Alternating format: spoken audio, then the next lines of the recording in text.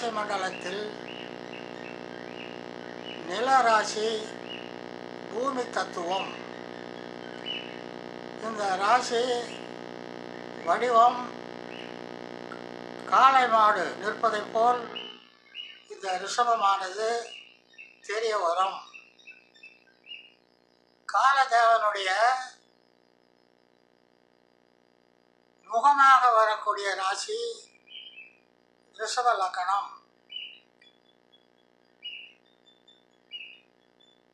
இந்த ரிஷபம்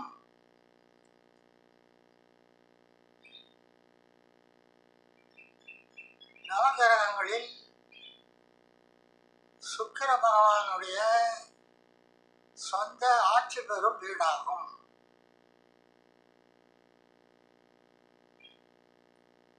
இதே சுக்கிரன் இந்த வீட்டுக்கு ஆட்சி பெற்றாலும் 6ஆம் இடமா வரக்கூடிய துலா ராசியிலையும் ஆட்சி பெறுவார் அவருடைய வீடு. இந்த லக்ன கிரகமான சுக்கிரன் ஜாதகரை குறிக்கும். லக்ன கிரகம் சுக்கிரன் மீனராசியில் உச்ச பலம் பெறுகிறார், கன்னி ராசியில் நீச்சம் பெறுகிறார். சுக்கிர பகவான் அசுரர்கள் குலத்தில் அவர் குரு தேவரா விளங்குகிறார். அசுரர்களுக்கு குருவாக இருக்கக்கூடிய சுக்கிர பகவான் வீடு. இந்த சுக்கிரன் இந்த ரிஷபம் என்ற ராசியை கேள்விப்படும் போது இதனுடைய தன்மையை அறிய முடியும். இந்த லக்னத்தில் பிறந்தவர் சுக்கிர பகவான் குரு அசுர குருவா இருப்பதால் லக்னத்தில் பிறக்கிறவனுக்கு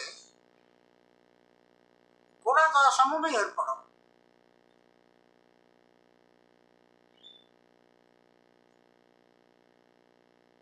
சுக்கிரன்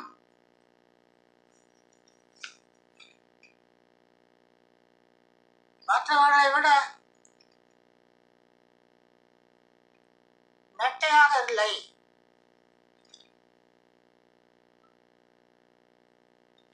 இவருக்கு கணக்கு பாடம் பிடித்தமான ஒன்று. இவருடைய இளம் வயதிலே இருந்து புத்தக படிப்பில் ஆர்வம் உள்ளவர். ரிஷப லக்னத்தில் பிறந்தவருக்கு கூர்ந்த ஞாபக சக்தி அதிகம்.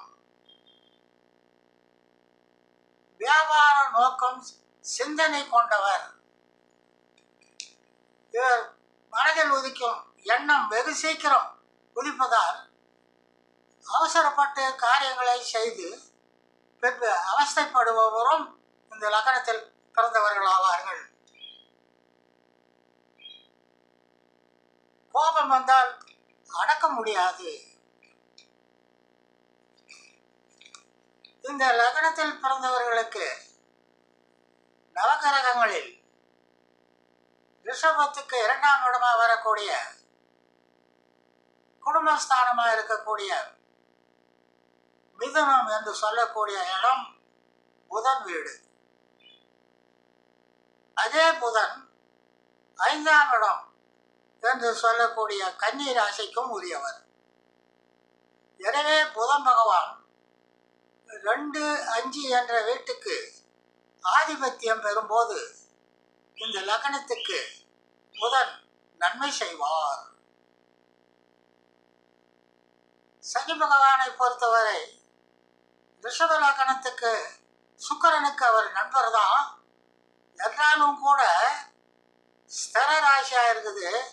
அவர் பிறந்த லக்னம் நிலராசி, பூமி தத்துவம், காளை வடிவம். சுக்கிரனுக்கு ஜட்பாக வரக்கூடியவர் சனி பகவான். ரிஷபம் என்பது ஸ்திர ராசி என்று சொல்லப்படுகிறது.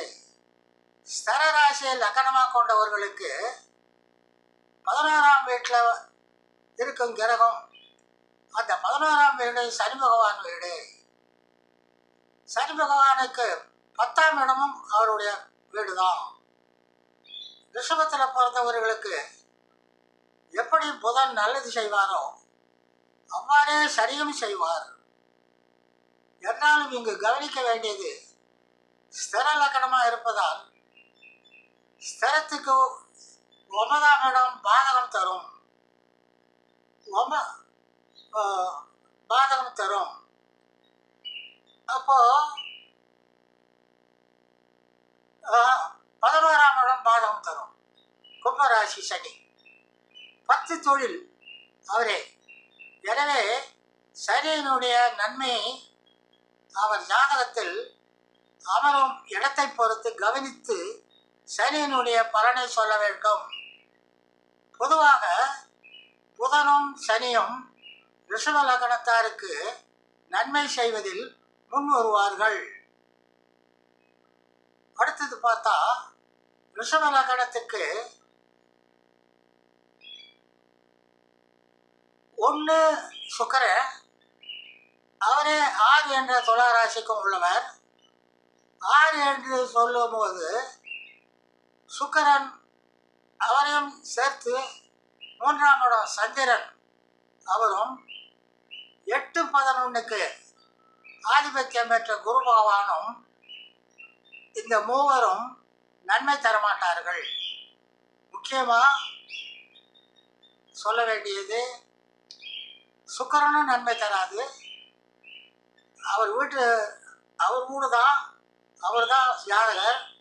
என்றாலும் கூட 6ஆம் இடம் ஆதிபத்தியம் பெறுவதால் நன்மை தர அவரால் முன் வர மாட்டார்.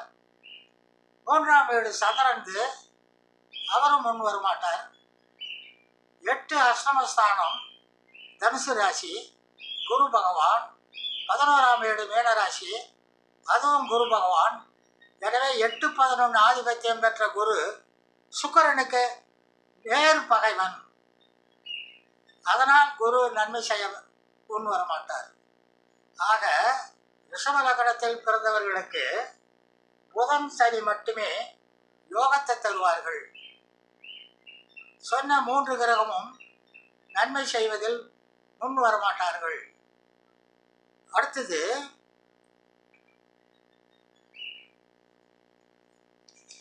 இந்த ரிஷப லக்னம் பிறந்தவாளுக்கு 10ஆம் இடம் தொழில் இடமா வருது. அது மகர ராசி சனி வீடு.